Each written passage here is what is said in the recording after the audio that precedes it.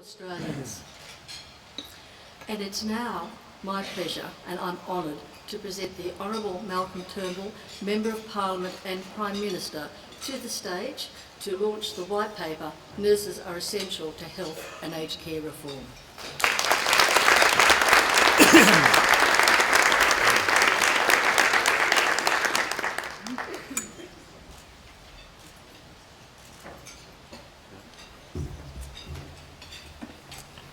Well, thank you very much indeed, Kathy, for your welcome, and good morning, everybody. It's wonderful to be here with the leaders of the nursing profession across Australia, and at least 120 of you here in the room.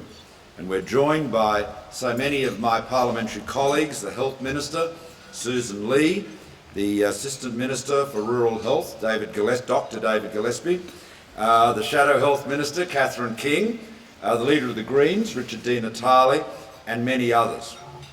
We're also joined by the Chief Nurse of the Commonwealth, Adjunct Professor Deborah Toms, and, as I said, many other nursing leaders from across Australia.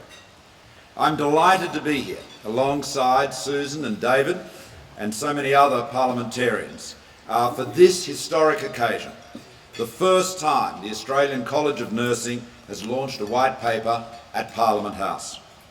The paper, Nurses Are Essential in Health and Aged Care Reforms, addresses issues of critical importance to the future of Australia's healthcare system. So it's appropriate that we've come together here to pay proper consideration to its contents. Australia has a world-class health system.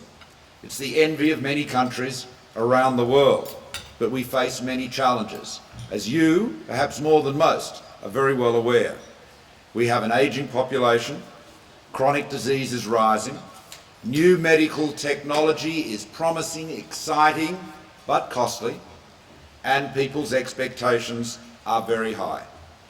We are also a very mobile world nowadays, which brings with it greater health protection risks, greater risks of epidemic.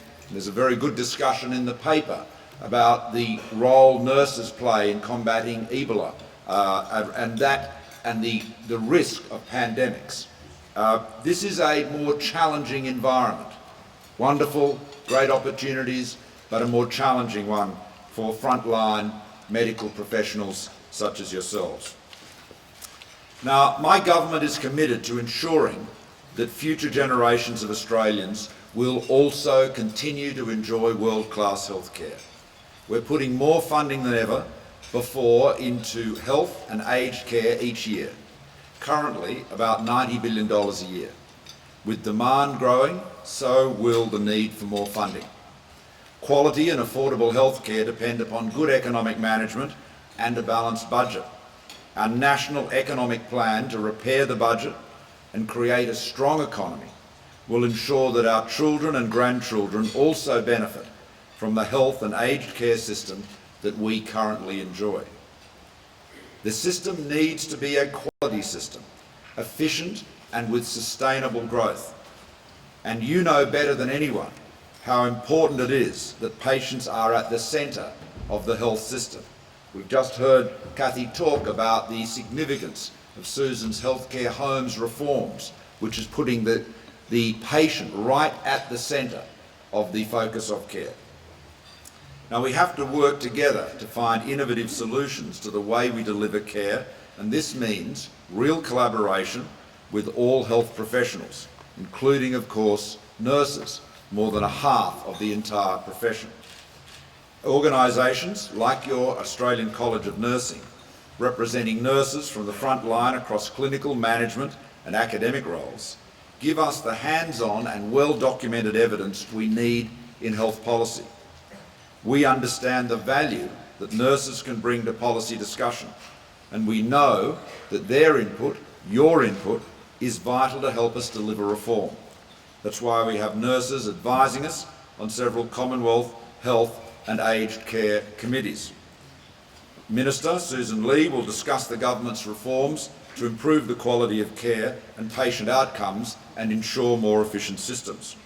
But given it is Mental Health Week, I'd like to touch on our significant reforms to mental health this morning.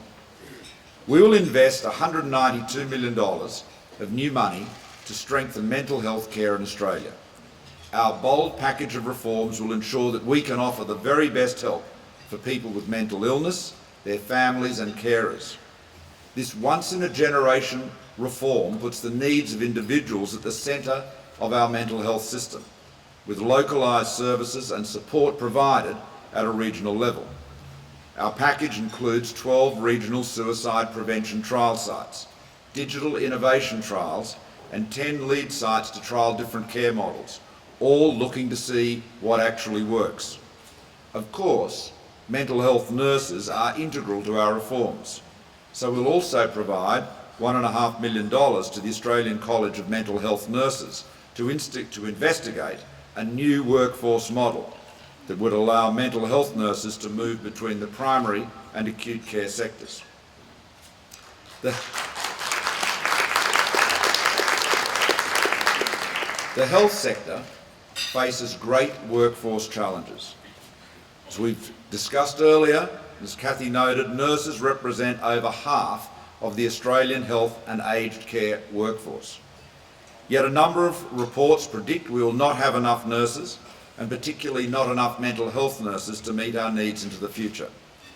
We have to work together to ensure that we create the right policy settings, make smart decisions about how we spend money, and importantly, find the best way to use the skills and experience of nurse practitioners, registered nurses, midwives and enrolled nurses.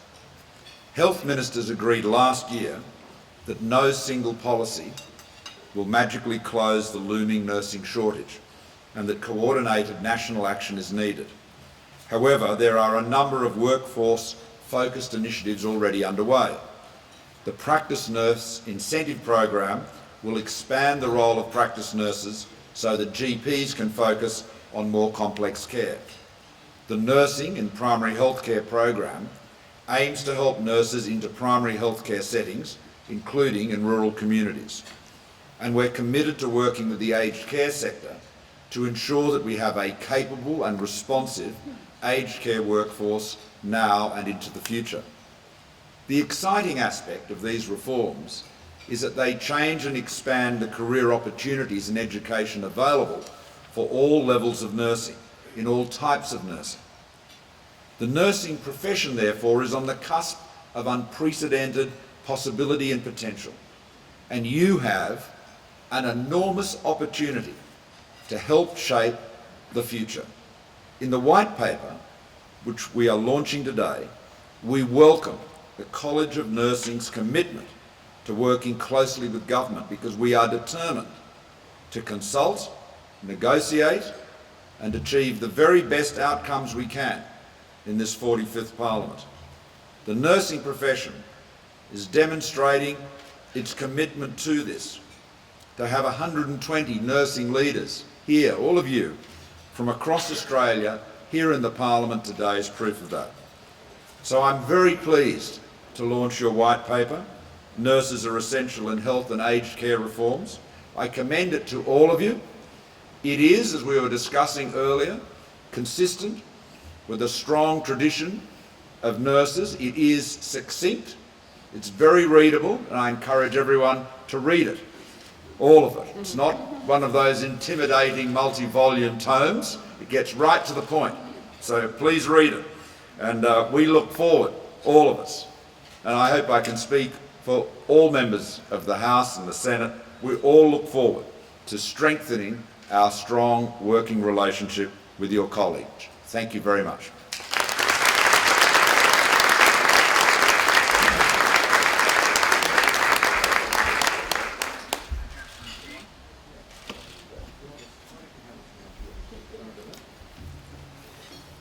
There, here we are. Take the lot. There it is.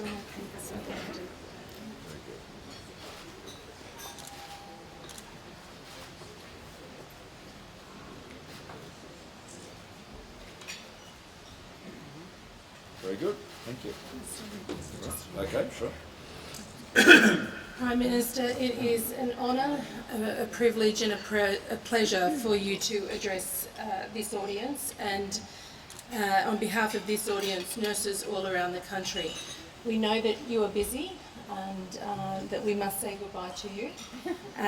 But what I wanted to do while we've got you on stage is to thank you for your time. And everyone, please join me in giving the Prime Minister a round of applause.